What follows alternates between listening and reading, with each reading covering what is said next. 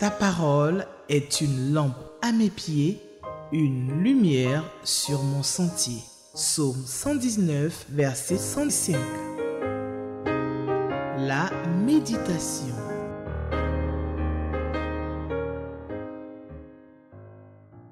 Chers téléspectateurs et vous tous qui nous suivez sur les différents médias sociaux, Shalom.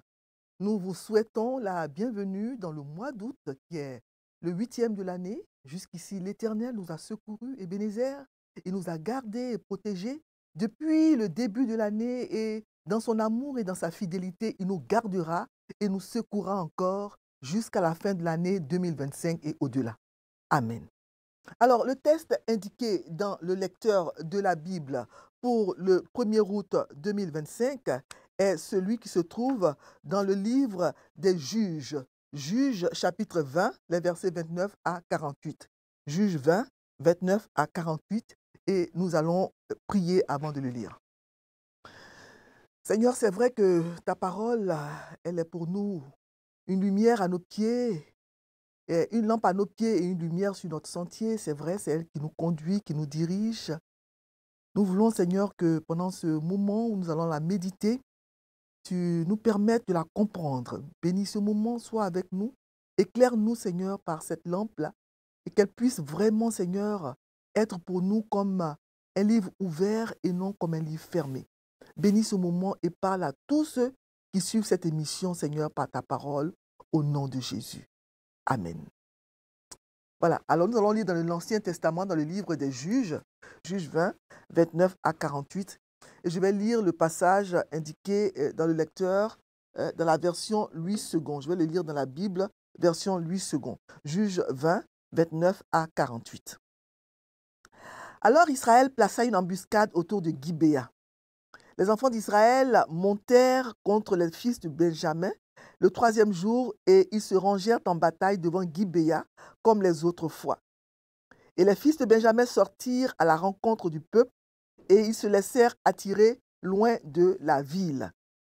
Ils commencèrent à frapper à mort parmi le peuple comme les autres fois sur les routes dont l'une monte à Béthel et l'autre à Gibéa par la campagne et ils tuèrent environ 30 hommes d'Israël. Les fils de Benjamin disaient: les voilà battus devant nous comme auparavant. Mais les enfants d'Israël disaient: fuyons et attirons-les loin de la ville dans les chemins. Verset 33.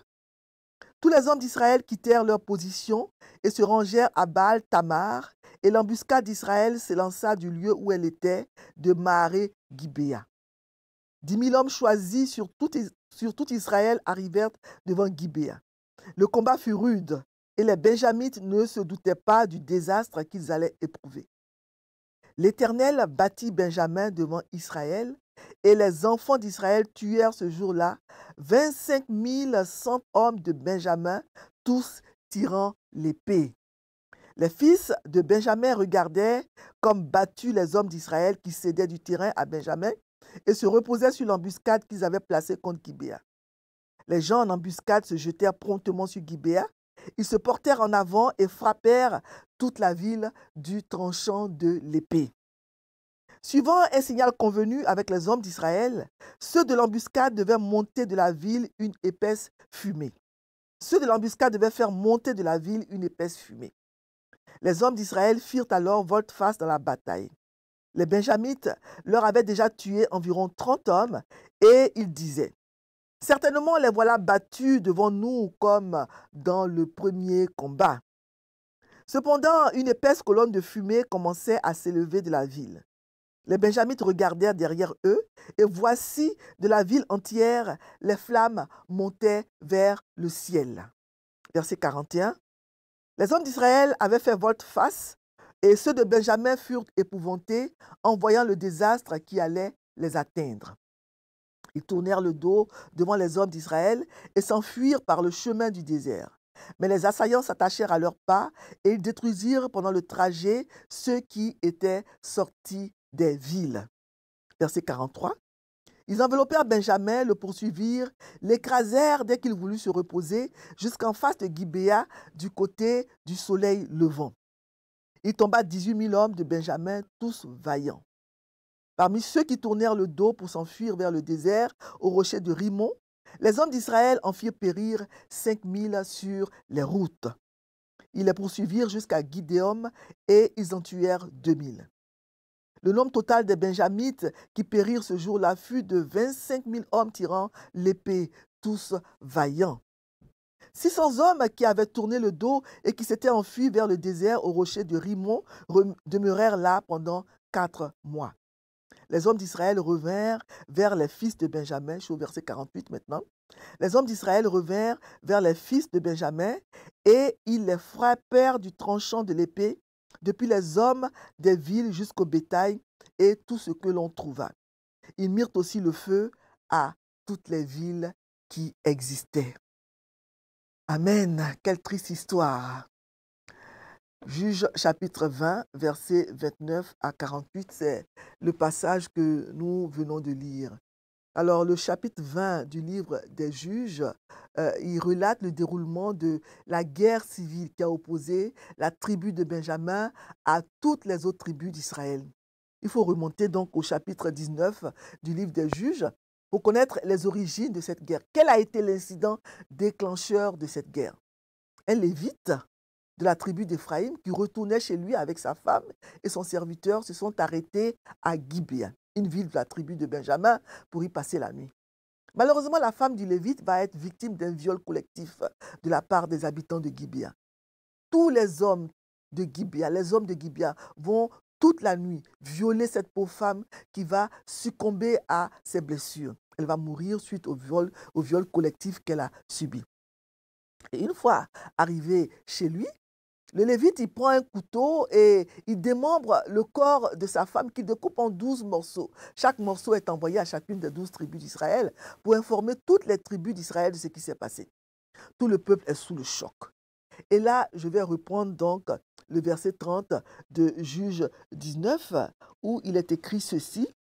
Juge 19, verset 30. Tous ceux qui virent cela dirent: jamais rien de pareil n'est arrivé et ne s'est vu depuis que les enfants d'Israël sont montés du pays d'Égypte jusqu'à ce jour. Prenez la chose à cœur, consultez-vous et parlez. Voilà. Donc, les gens ont été choqués. Les enfants d'Israël, ils sont horrifiés parce que les hommes de Gibéa ont fait à la femme du Lévite. Donc, ils vont se rassembler comme un seul homme, selon le verset 11 du chapitre 20 du livre des Juges, et demander aux Benjamites, c'est-à-dire aux gens de la tribu de Benjamin, de leur livrer les hommes pervers de Gibéa qui ont violé la femme du Lévite. Mais les Benjamites refusent, selon le verset 13 de Juges 20. Et voilà, le verset 13 de Juges 20, il est écrit ceci. Je vais vous lire cela. Ce sont les tribus d'Israël qui parlent aux Benjamites. Ils disent: livrez maintenant les gens pervers qui sont à Gibéa, afin que nous les fassions mourir et que nous ôtions le mal du milieu d'Israël. Mais les Benjamites ne voulurent point écouter la voix de leurs frères, les enfants d'Israël. Alors, non seulement les Benjamites refusent de livrer les hommes de Gibéa, auteurs du viol collectif, sur la femme, la concubine du Lévite, mais ils vont, selon le verset 14 de Juge 20, sortir de leur ville et s'assembler à Gibéa pour combattre les enfants d'Israël, leurs propres frères. C'est ainsi donc qu'il y aura une guerre fratricide en Israël, entre toutes les tribus d'Israël d'un côté et la tribu de Benjamin de l'autre côté.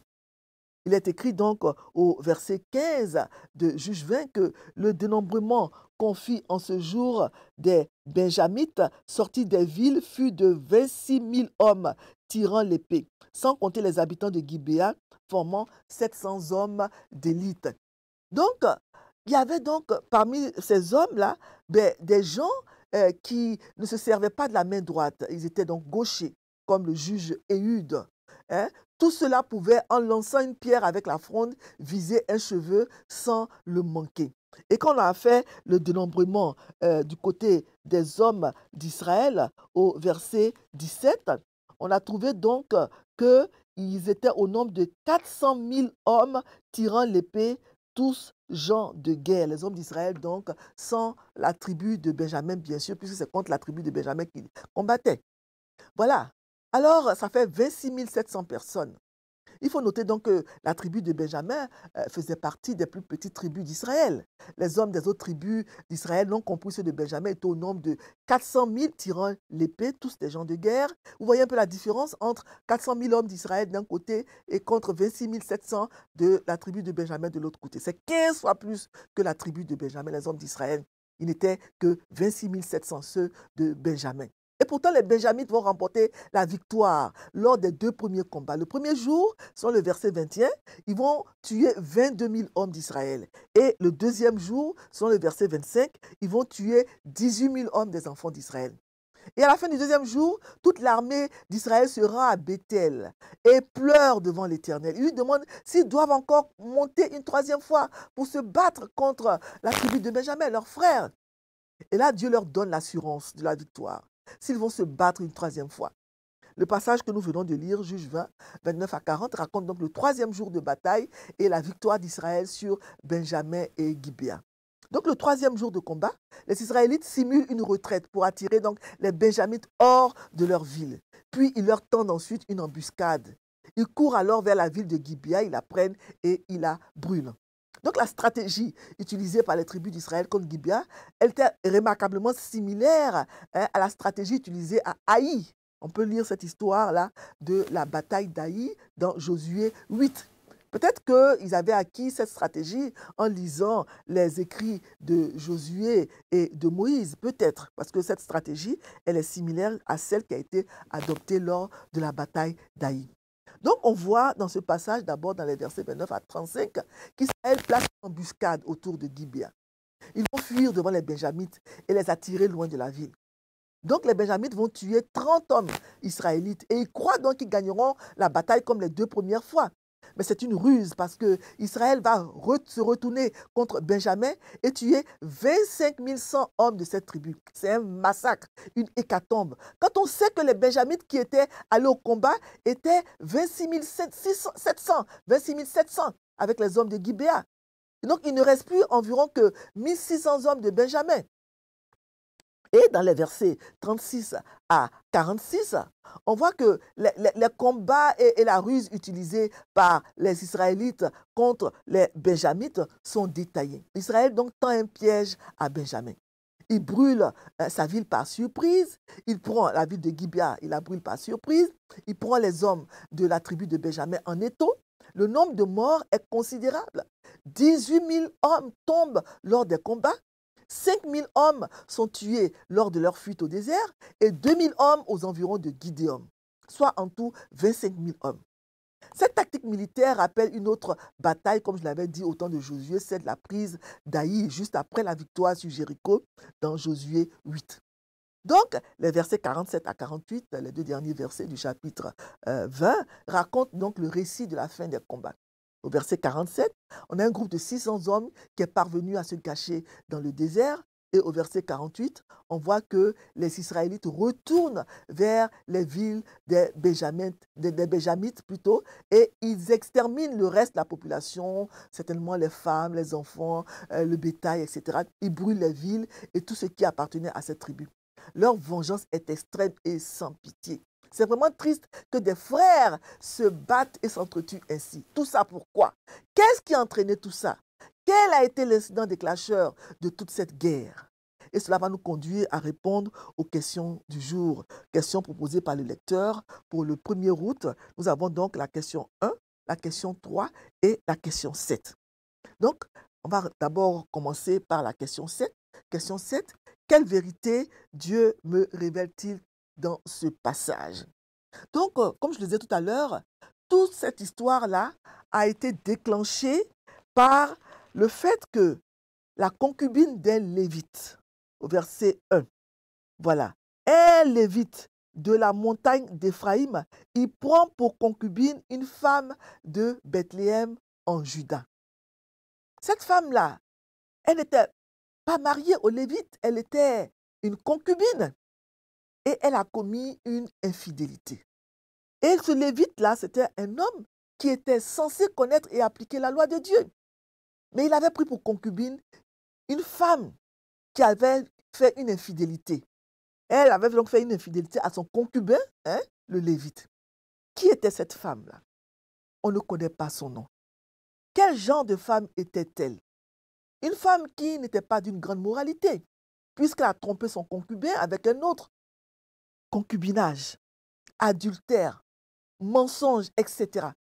Tels sont les péchés qui ont été à la base de toute cette triste histoire qui a entraîné la mort de dizaines de milliers d'hommes et qui a conduit à l'extermination presque totale de la tribu de Benjamin.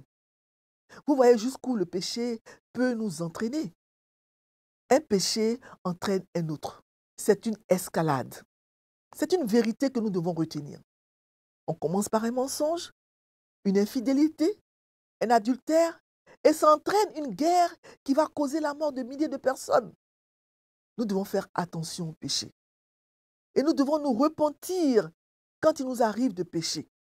Nous devons revenir au Seigneur, lui demander pardon, revenir à lui tout de suite quand on a péché. Nous devons avoir peur de Dieu. Nous devons avoir la crainte de Dieu. Nous ne devons pas jouer avec le péché parce que cela peut conduire, entraîner des conséquences très graves, tragiques. Une femme retourne chez son père après avoir trompé son conjoint et voilà ce que ça produit. Le péché est comme la lèpre. C'est comme une gangrène qui, si elle n'est pas ôtée, enlevée, va ronger et détruire tout le corps. Le Seigneur, notre Dieu, déteste le péché. Aujourd'hui, on prend le péché trop à la légère, même dans l'église, et c'est dommage. Notre Dieu ne laisse aucun crime impuni. Les hommes de Gibéa, autre vérité, ils ont été punis dans cette guerre pour le viol collectif sur la concubine du Lévite. Gibéa, la ville de Gibéa elle-même, qui était un nid d'impudicité, d'homosexualité, de perversion sexuelle, a été détruite en premier lieu dans le combat. L'embuscade qui est entrée dans la ville par surprise, vraiment, a fait en sorte, a été donc, comment dire, cette embuscade-là a fait que la ville de Gibéa a été donc détruite. Voilà. Tous les hommes de guerre étaient sortis. Et ils laissaient avec beaucoup de présomption, sans défense, tout derrière eux. Ils se disaient qu'ils allaient pouvoir gagner la guerre comme les autres fois. Mais on voit au verset 37 de ce passage que les gens en embuscade se sont jetés promptement sur Gibéa, se sont portés en avant et ils ont frappé toute la ville du tranchant de l'épée. Et on voit au verset 40 qu'ils ont incendié la ville. Donc, nous pouvons retenir comme vérité que le péché apporte la ruine aux villes. Le péché, il apporte vraiment la destruction, comme dans le cas de Sodome et Gomorrhe. Cette affaire de Gibéa, elle sera donc évoquée à 2 reprises plus tard par le prophète Osée, comme le début de la corruption d'Israël. Voilà. Et c'est très très important de prendre tout cela au sérieux. On va le lire dans Osée. Osée chapitre 9, verset 9. Voilà. Osée chapitre 9, verset 9. Je vais le lire rapidement. Osée 9, 9. Qu'est-ce qui est écrit sur Gibéa? Ils sont plongés dans la corruption comme au jour de Gibéa. L'Éternel se souviendra de leur iniquité. Voilà ce qui est dit de Gibéa. Ils sont plongés dans la corruption comme au jour de Gibéa. Et dans Osée chapitre 10, verset 9. Depuis les jours de Gibéa, tu as péché, Israël. Voilà. Là, ils restèrent debout. La guerre contre les méchants ne les atteignit pas à Gibéa. Depuis le jour de Gibéa, tu as péché, ô Israël. Donc, c'est vraiment ici une leçon pour nous. Gibéa a péché et Gibéa a été la première ville à être détruite dans le combat. Dieu ne laisse pas le péché impuni. Ça, c'est une vérité que nous devons retenir. Et on voit aussi une autre vérité dans ce passage, c'est que les Benjamites ont été exterminés pour avoir soutenu le crime commis par les hommes de Gibéa. Gibéa, c'était les Benjamites. C'était donc une tribu. Gibéa faisait partie donc de la tribu de Benjamin. Mais quand on leur a demandé, quand les Israélites sont venus voir les Benjamites pour leur demander de leur livrer les gens de Gibéa, les hommes pervers de Gibéa, les gens de Benjamin ont refusé. Les Benjamites ont refusé. Et parce qu'ils n'ont pas voulu ôter le mal du milieu d'eux, ben, toute la tribu a été pratiquement exterminée. Les Benjamites ont été exterminés parce qu'ils ont soutenu le crime. Ils ont couvert le crime. Ils ont refusé de livrer Gibéa, ce qu'ils auraient dû faire. Et en définitive, tout le monde a perdu, et Gibéa et les autres Benjamites. C'est vraiment triste. Donc, c'est une vérité. Quand on soutient le crime, quand on soutient le mal, quand on couvre le péché, cela peut rejaillir sur nous. Cela peut nous éclabousser. De la même manière que cette histoire de Gibéa a éclaboussé toute la tribu de Benjamin. Voilà. Et nous voyons aussi dans ce passage comme vérité l'importance de l'humilité, de la recherche de la direction de Dieu. Donc les enfants de Benjamin, voilà, ils vont rechercher la direction de Dieu. Ça, c'est dans le texte précédent. Mais Dieu va leur dire qu'il va leur donner la victoire. Et c'est quand ils ont eu l'assurance, la victoire, quand Dieu leur a dit qu'effectivement, ils ont eu la victoire. Il faut rechercher donc dans l'humilité la direction de Dieu. Et l'autre vérité, c'est que l'assurance que Dieu donne de la victoire et du succès n'est pas synonyme d'inaction, de paresse, etc. C'est pas parce que Dieu nous dit que nous allons gagner, que nous allons avoir la victoire, qu'on doit rester inactif. On doit se croiser les bras. Dieu avait dit aux enfants d'Israël qu'il allait leur donner la victoire. C'est vrai. Mais ça ne les a pas empêchés d'aller à la guerre, d'élaborer un stratagème, une stratégie. Voilà, une embuscade pour pouvoir battre les gens de Benjamin, les gens de Gibéa. Ça ne les a pas empêchés d'aller au combat. Donc, les promesses de Dieu ne doivent pas nous empêcher d'agir. Au contraire. Voilà. Alors, la deuxième question, c'est la question 3. Je ne vais pas répondre à la question 1.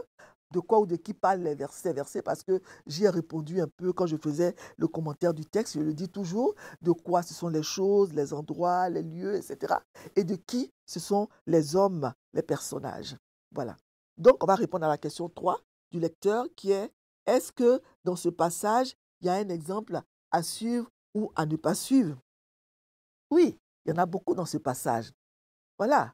Alors, on voit que bien que les hommes d'Israël aient bien joué leur rôle dans cet engagement, bien qu'ils aient fait ce qu'il fallait, ils ont combattu, ils ont, fait une embuscade, élaboré une stratégie pour battre Benjamin et tout ça. On voit quand on lit le verset 35 que c'est à Dieu que la victoire est attribuée. Au verset 35, l'Éternel bâtit Benjamin devant Israël. Voilà. Pourtant, ce sont eux qui sont allés au combat, mais ils attribuent la victoire à l'Éternel. L'Éternel a battu Benjamin. C'est un exemple à suivre parce que c'est Dieu qui nous donne la victoire, le succès, et nous devons le reconnaître. Quand nous avons du succès dans la vie, quand nous réussissons, nous devons dire c'est grâce à Dieu. Parce que si Dieu ne nous avait pas donné la force, la santé, l'intelligence, nous n'aurions pas eu ce succès-là. Voilà. Donc, Israël bat Benjamin, mais la victoire est attribuée à Dieu. Voilà. Et autre vérité, autre exemple aussi dans ce passage, c'est l'exemple des Benjamins. C'est un exemple à ne pas suivre. Voilà. Il ne faut pas couvrir son frère ou sa sœur ou son parent en général ou un proche ou un ami quand il a péché. Il faut l'encourager à se repentir et à reconnaître son péché au lieu de le couvrir. Si les gens de la tribu de Benjamin avaient accepté de livrer les gens pervers de Gibéa qui avaient violé la concubine du Lévite, cette guerre aurait été évitée. Les gens de Gibéa étaient au nombre de 700. Donc 700 hommes, au plus, seraient morts au lieu de 25 000 hommes de Benjamin et des 22 000 hommes d'Israël qui sont morts le premier jour et les 18 000 hommes des enfants d'Israël qui sont morts le deuxième jour. Mais les enfants d'Israël, ils n'ont pas écouté la voix de leurs frères, les autres tribus d'Israël. Les autres tribus d'Israël ont bien fait de demander à la tribu de Benjamin de livrer les hommes qui avaient commis le viol sur la concubine du Lévite. Ils cherchaient donc à résoudre équitablement la crise sans guerre totale. Seuls les gens de Gibéa auraient été punis. Mais la tribu de Benjamin a commis un grand péché en faisant passer la loyauté envers ses frères, envers sa tribu, avant l'obéissance à la loi de Dieu. Ne vous laissez pas prendre à défendre quelque chose de mal ou de méchant, simplement parce que votre parent ami est impliqué dans cette affaire. Il est tentant de justifier les actions de quelqu'un lorsqu'on l'aime. Mais le bien est le bien. Et le mal est le mal. Peu importe à quel point vous aimez quelqu'un, vous devez pouvoir lui dire la vérité quand il agit mal. Vous devez pouvoir lui demander de confesser son péché, de se repentir, de même demander pardon à la personne. Vous voyez que votre enfant commence à fumer. Il y a des parents qui ont surpris leurs enfants à fumer. Au lieu de tout de suite leur dire d'arrêter, de tout faire pour que les enfants arrêtent, préfèrent les couvrir. Non, mon enfant ne fume pas. Et après ça, l'enfant se retrouve dans la drogue. Et après, c'est difficile de l'en détourner. Quand l'enfant agit mal, il faut tout de suite l'arrêter. Il faut tout de suite l'arrêter, le punir et lui dire d'arrêter ce qu'il fait. Même si c'est un enfant, surtout quand c'est un enfant qu'on aime. Les parents ne doivent pas couvrir leurs enfants quand ils agissent mal. Alors, ce qu'on peut dire en conclusion, c'est que ce passage de Juge 20, il met en évidence la gravité du péché. Le péché de violence et d'immoralité à Gibéa a entraîné une guerre civile dévastatrice. D'abord, l'infidélité de la femme, la concubine du Lévite. Ensuite, la violence, l'immoralité des gens de Gibéa. Tout ça, ça a entraîné une guerre civile dévastatrice à la suite de laquelle la tribu de Benjamin a été presque entièrement décimée, ne laissant qu'un petit nombre de survivants. Faisons attention au péché. Voilà. Nous allons lire le lecteur qui va nous permettre de mieux comprendre encore le texte que nous venons de lire. Juge 20, 29 à 48. Au plus fort de la bataille. Organisation, versets 29 à 30. Après une défaite contre Benjamin, Israël a consulté Dieu qui lui a donné son accord. C'est super. Vont-ils aller n'importe comment? Non. Observe leur organisation et stratégie en relisant la portion, les versets 29 à 30. Ils se rangent en bataille comme les autres fois, à la différence que cette fois-ci, ils ont l'aval de Dieu et y ajoutent une touche particulière, verset 29. Il y a tellement de pression autour de nous que très vite on s'engage dans des choses sans consulter Dieu, c'est vrai. Dans toute initiative, rassure-toi d'avoir le quitus de Dieu et organise-toi bien. Corps à corps, verset 31 à 45. Benjamin se laisse entraîner loin de leur ville en ayant l'illusion d'être vainqueur. Le revers de la médaille se produit et Benjamin essuie une cuisante défaite. Revois les étapes de la bataille en relisant la portion. La défaite s'explique par le fait que l'Éternel combat avec Israël contre Benjamin. De nos jours, la bataille est plus que réelle. Non seulement elle est contre les œuvres de la chair, selon Colossiens 3, versets 5 à 9, mais aussi contre les principautés et dominations. Éphésiens chapitre 6, verset 12. Dans quel combat es-tu engagé? Ne t'arrête pas aux premières impressions comme Benjamin. Écoute et soumets-toi aux directives de l'Éternel. Bilan, versets 46 à 48. Relis le verset 46. 25 000 vaillants hommes tués. Pourquoi cela? Les versets précédents nous en disent long.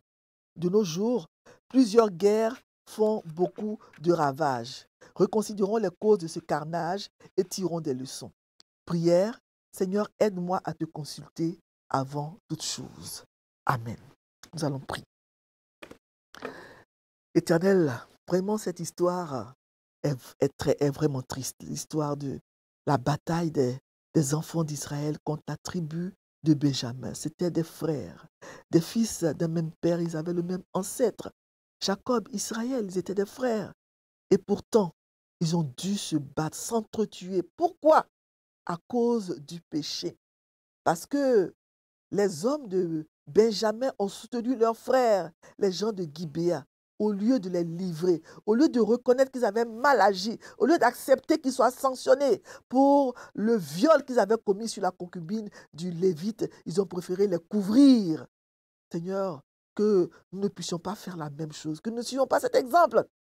Donne-nous la force, le courage d'adresser le péché.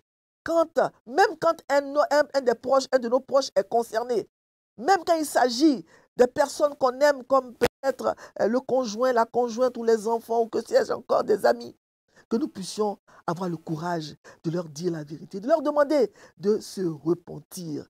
Parce que toi-même, tu dis dans ta parole, dans 1 Jean, que si nous confessons nos péchés, toi, Dieu, tu es fidèle et juste pour nous les pardonner et pour nous purifier de toute iniquité. Merci pour ta parole qui nous fait du bien. Et donne-nous de marcher, Seigneur, selon toi, selon tes directives, tes instructions, tes lois, dans ce monde corrompu et pervers dans lequel nous nous trouvons. Merci Seigneur pour tous ceux qui nous écoutent et que chacun, chacune puisse en tirer des leçons pour sa marche avec toi. Merci pour ta parole. C'est au nom de Jésus que nous avons prié. Amen. Merci Seigneur pour ta parole et donne-nous de ne pas agir comme les gens de la tribu de Benjamin. Que l'Éternel vous bénisse et qu'il vous garde. Amen. Ta parole est une lampe à mes pieds, une lumière sur mon sentier. Psaume 119, verset 105. La méditation.